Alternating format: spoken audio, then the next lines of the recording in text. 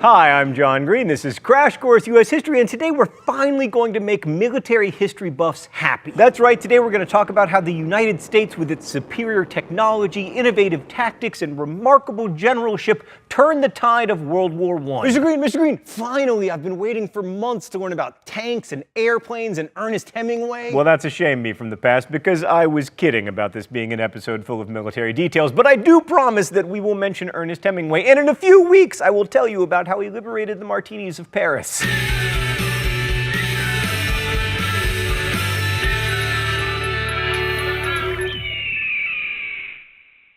Americans were only involved in the Great War for 19 months, and compared with the other belligerents, we didn't do much fighting. Still, the war had profound effects on America at home, on its place in the world, and it also resulted in an amazing number of war memorials right here in Indianapolis. So the Great War, which lasted from 1914 until 1918 and featured a lot of men with hats and rifles, cost the lives of an estimated 10 million soldiers. Also, the whole thing was kind of horrible and pointless, unless you love art and literature about how horrible and pointless World War I was, in which case it was a real bonanza. So when the war broke out, America remained neutral because we were a little bit isolationist, owing to the fact that we were led, of course, by President Wilson. But many Americans sided with the British because by 1914 we'd pretty much forgotten about all the bad parts of British rule, like all that tea and monarchy, plus they're so easy to talk to with their English. But there were a significant number of progressives who worried that involvement in the war would get in the way of social reforms at home. In fact, Wilson courted these groups in the 1916 presidential campaign, running on the slogan, "He kept us out of war and will continue to keep us out of war until we re-elect him and then he gets us into war." But for that slogan to make sense, there had to have been some way in which war was avoided, which brings me to one of the classic errors made by American history students. What? I haven't even said anything yet. But you were about to, me from the past, because if I had asked you what event led the U.S. to enter World War I, you would have surely told me that it was the sinking of the cruise ship Lusitania by German submarines. 124 American passengers died when the ship, which had been carrying arms and also guns, was torpedoed off the coast of Ireland. Even though Secretary of State William Jennings Bryan had warned Americans not to travel on British, French, or German ships, Wilson refused to ban such travel because, freedom. Bryan promptly resigned. So how do I know it wasn't the immediate cause of our involvement in the war? Because the United States declared war on Germany and the Central Powers on April 2nd, 1917, almost 2 years after the sinking of the Lusitania. So why did the United States declare war for only the 4th time in its history? Was it the Germans' decision to resume unrestricted submarine warfare in early 1917? Was it the interception and publication of the Zimmermann telegram, in which the German Foreign Secretary promised to help Mexico get back California if they joined Germany in a war against the U.S.? Or was it the fall of the Tsarist regime in Russia, which made Wilson's claims that he wanted to fight to make the world safe for democracy a bit more plausible? Yes, yes, and yes. Also, there was our inclination to help Britain, to whom we had loaned $2 billion. That's the thing about wars. They never start for easy, simple reasons like Lusitania's sinking. Stupid truth, always resisting simplicity. Oh, it's time for the mystery document? The rules here are simple. I guess the author of the mystery document, I'm either right or I get shocked. I, or possibly one, open covenants of peace openly arrived at, after which there shall be no private international understandings of any kind, but diplomacy shall proceed always frankly and in the public view. I'm starting to think these are Roman numerals. Absolute freedom of navigation upon the seas, outside territorial waters, alike in peace and in war, except as the seas may be closed in whole or in part by international action for the enforcement of international covenants. 3, the removal, so far as possible, of all economic barriers and the establishment of an equality of trade conditions among all nations consenting to the peace and associating themselves for its maintenance. And 14, I'm going to guess we skipped some, a general association of nations must be formed under specific covenants for the purpose of affording mutual guarantees of political independence and territorial integrity of great and small states alike. Stan, thank you for throwing me a softball. That's my favorite kind of ball. Other than you, Wilson. With its mention of self-determination, freedom of the seas, open diplomacy, and liberal use of Roman numerals, I know it is Woodrow Wilson's 14 points, our second consecutive Woodrow Wilson week, and my second consecutive non-shock. Given all of his quasi-imperialism, there's something a little bit ideologically inconsistent about Wilson, but his 14 points are pretty admirable as a statement of purpose. Most of them deal specifically with colonial possessions and were pretty much ignored, but I suppose if we've learned anything, it's that in American history, it's the thought that counts.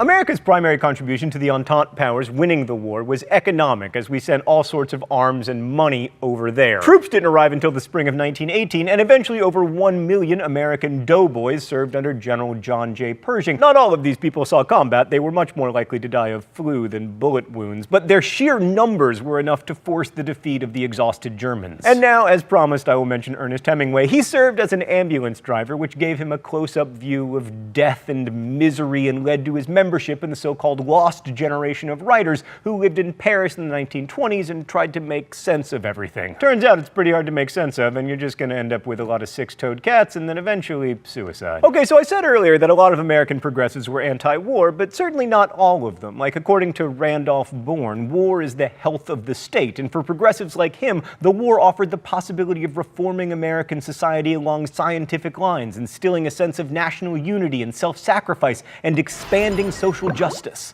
Let's go to the thought bubble. World War I made the national government much more powerful than it had ever been. Like in May of 1917, Congress passed the Selective Service Act, which required 24 million men to register for the draft and eventually increased the size of the army from 120,000 to 5 million. The government also commandeered control of much of the economy to get the country ready to fight, creating new agencies to regulate industry, transportation, labor relations, and agriculture. The War Industries Board took charge of all elements of wartime production, setting quotas and prices and establishing standardized specification for almost everything, even down to the color of shoes. The Railroad Administration administered transportation, and the Fuel Agency rationed coal and oil.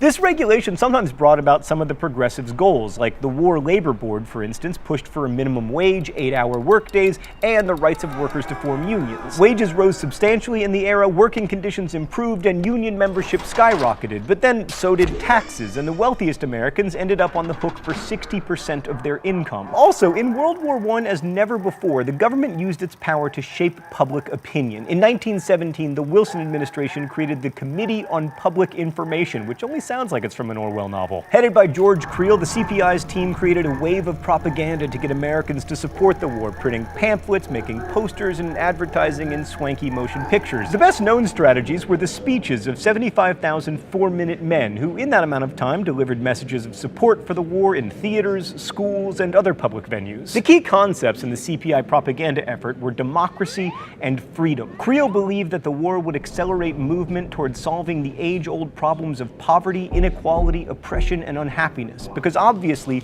war is the most effective antidepressant. Thanks, Thought Bubble. So the aforementioned Randolph Bourne might have had good things to say about war, but he was also correct when he suggested that the war would encourage and empower the, quote, least democratic forces in American life. World War I may have been a war to make the world safe for democracy, but according to one historian, the war inaugurated the most intense repression of civil liberties the nation has ever known. War suppressing civil liberties, eh? I'm glad those days have passed. Speaking of the repression of civil liberties, the NSA is about to start watching this video because I'm about to use the word espionage. The Espionage Act of 1917 prohibited spying, interfering with the draft, and, quote, false statements that might impede military success. Even more troubling was the Sedition Act, passed in 1918, which criminalized statements that were intended to cast contempt, scorn, or disrepute on our form of government, or that advocated interference with the war effort. So basically, these laws made it a crime to criticize either the war or the government. In fact, Eugene Debs, the socialist who ran for president in 1912, was one of those convicted for giving an anti-war speech. He was sentenced to 10 years in prison, and he served 3 of them, but he ran for president from prison and got 900,000 votes. Fortunately, thanks to checks and balances, you can turn to the courts. Unfortunately, they weren't very helpful. Like in Schenck versus the US, the Supreme Court upheld the conviction of a guy named Schenck for encouraging people to avoid the draft and ruled that the government can punish critical speech when it presents a clear and present danger to the state and its citizens. This was when Justice Oliver Wendell Holmes introduced the famous exception to free speech that it is not okay to shout fire in a crowded theater. Nor apparently is it okay to shout We shouldn't be in this war, I don't think. Just my opinion. But some went even further. The 250,000-strong American Protective League helped the Justice Department identify radicals by harassing people in what were called slacker raids. Good thing those stopped before you got to high school, right? Me from the past? Slacker. In Bisbee, Arizona, vigilantes went so far to put striking copper miners in boxcars, shipped them out to the middle of the desert, and left them there. The war also raised the question of what it meant to be a real American, like public schools Americanized immigrants and sought to implant in their children, so far as can be done, the Anglo-Saxon conceptions of righteousness, law and order, and popular government. Many cities sponsored Americanization pageants, especially around the 4th of July, which the CPI in 1918 rechristened Loyalty Day. Hamburgers, a German word, became Liberty sandwiches. World War I certainly didn't create anti-immigrant feeling in the United States, but it was used to justify it. Like IQ tests introduced to screen army applicants were soon used to argue that certain immigrant groups were inferior to white Protestants and could never be fully assimilated into the United States. Now, of course, those tests were tremendously biased, but no matter. But to return to the questions of dissent and free speech, the suppression continued after the war, with the 1919 Palmer raids, for instance, named after Attorney General A. Mitchell Palmer, and headed up by a young J. Edgar Hoover. To be fair, someone did try to blow up Palmer, so there was some dissent related to the suppression of dissent. Also, more than 4 million workers engaged in strikes in the United States in 1919, but that didn't legally justify the arrest of more than 5,000 suspected radicals and labor organizers. Most of them were arrested without warrants and held without charge, sometimes for months. And it's difficult to imagine that all of this would have happened without the heightened sense of patriotism that always accompanies war. However, there were a handful of good things to come out of the Great War, and not just the stylings of Irving Berlin. Like, students are often taught that the war led directly to the passage of the 19th Amendment, although a number of states had actually granted the franchise to women before the war. In Montana, for instance, women didn't just vote, they held office. Congresswoman Jeanette Rankin voted against the declaration of war in 1917 and was the only member of the House to vote against the declaration of war against Japan in 1941. New opportunities in wartime industry also provided incentives for African Americans to move north, thus beginning the so-called Great Migration and the growth of black populations in northern cities like Chicago and New York. The biggest gain was in Detroit, where between 1910 and 1920, the black population rose from 5,741 to 40,838, a 611% increase. So it's true that World War I provided some new opportunities for African Americans and women, but if World War I was supposed to be an opportunity for America to impose its progressive ideas on the rest of the world, it failed. The Versailles Peace Conference, where Wilson tried to implement his 14 points, raised hope for a new diplomatic order, but the results of the treaty made the 14 points look hypocritical. I mean, especially when Britain and France took control of Germany's former colonies and carved up the Arabian provinces of the Ottoman Empire into new spheres of influence. Wilson's dream of a League of Nations was realized, but the U.S. never joined it, largely because Congress was nervous about giving up its sovereign power to declare war, and disappointment over the outcome of World War I led the U.S. to, for the most part, retreat into isolationism until World War II. And therein lies the ultimate failure of World War I. It's not called the World War, it's called World War I because then we had to go and have a frickin' other one. We'll talk about that in a few weeks, but next week we get to talk about suffrage. Yes, we finally did something right. I'll see you then. Crash Course is produced and directed by Stan Muller. Our script supervisor is Meredith Danko. The associate producer is Danica Johnson. The show is written by my high school history teacher, Raul Meyer, Rosiana Rojas, and myself, and our graphics team is Thought Cafe. Every week there's a new caption for the Libertage. If you'd like to suggest one, you can do so in comments, where you can also ask questions about today's video that will be answered by our team of historians. Thanks for watching Crash Course, and as we say in my hometown, don't forget to be awesome. Stan, can you do some movie magic to get me out of here? Perfect.